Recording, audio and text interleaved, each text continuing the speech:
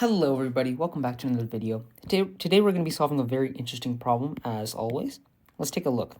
So today we're going to be finding the maximum of the function x to the 1 over x. And the solution is really cool. I really like this problem and it's quite interesting really. Let's get right into it.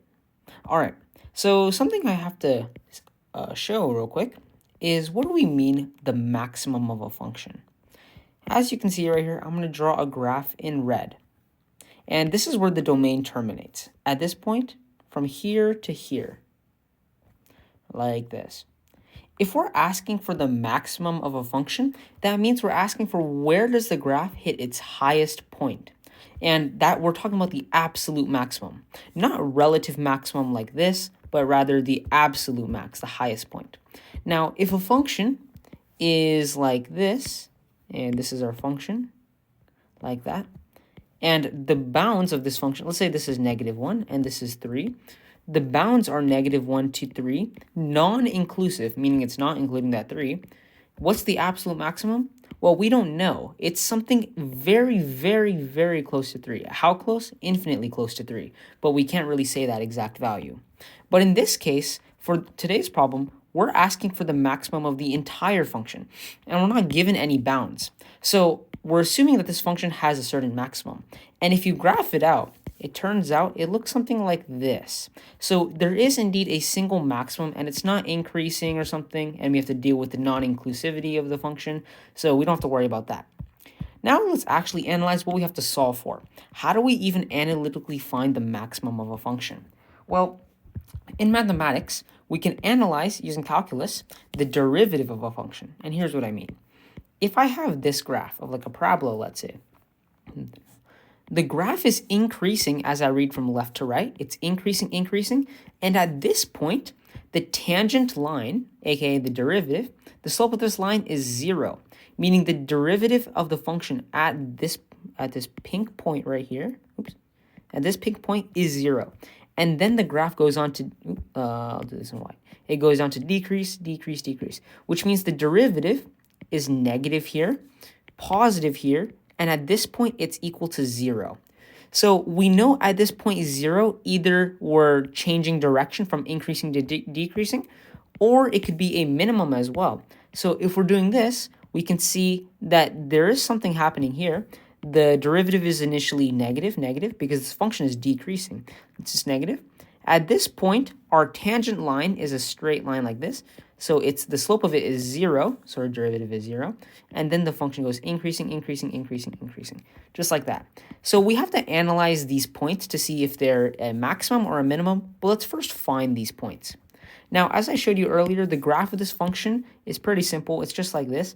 So there is a maximum there, and that's the only point where the derivative is equal to 0, but we'll prove that. Okay. So now we know what we have to solve for. We have to find when y prime is equal to 0, or the derivative. So let's quickly derive this function. How I would do it cleanly is using logarithmic differentiation, just like this. I would take ln on both sides, just like that. Now what happens on the left? We have ln of y, and then this exponent comes down as a coefficient, so 1 over x, ln x. Now let's differentiate both sides. So with respect to x, of course. This is implicit differentiation now. So let me move this here. We take d dx with respect to x. On the left here, we're differentiating with respect to x, but it's ln y. So the derivative of this is 1 over y times y prime because of chain rule.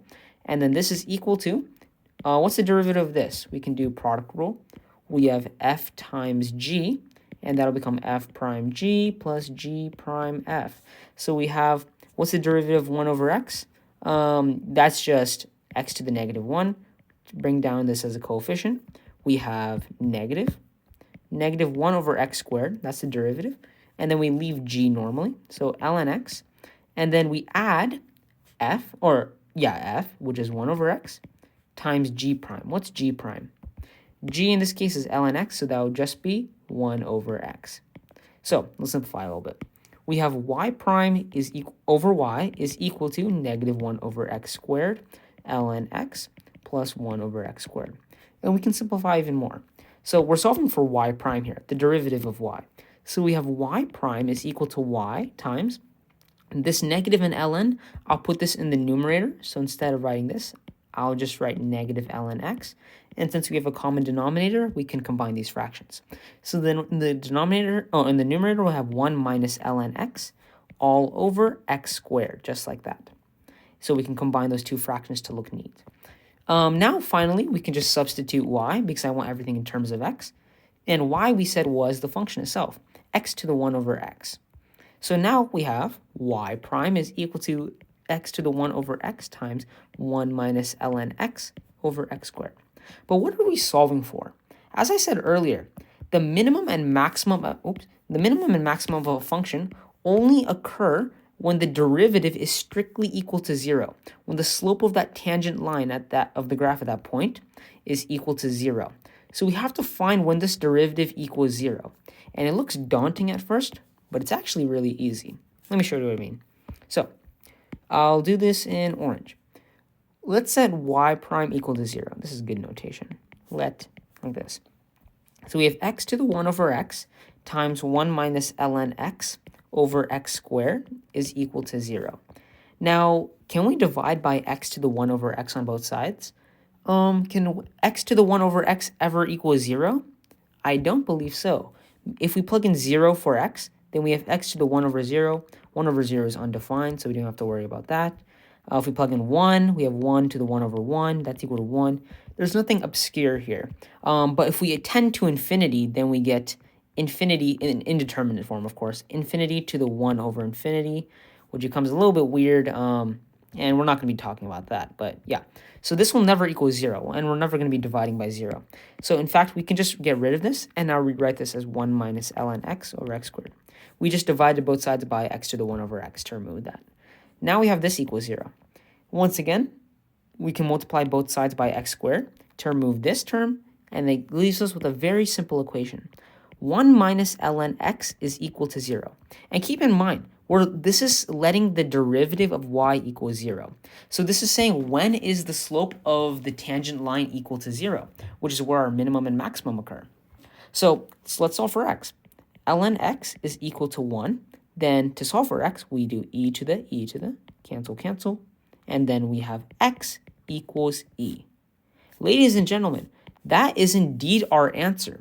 The maximum of the function y equals x to the 1 over x, something as innocent looking as this, has an answer of e as its maximum. But how do we prove that this is actually the maximum? So if you just draw a number line like this is what a sign chart looks like. So we established that one of the critical points was x equals e because the derivative is equal to 0 at that point. But there is another critical point for this function. If we look at our derivative right here, which is underlined right here, critical points occur when y prime is equal to 0 or y prime is d and e, meaning does not exist.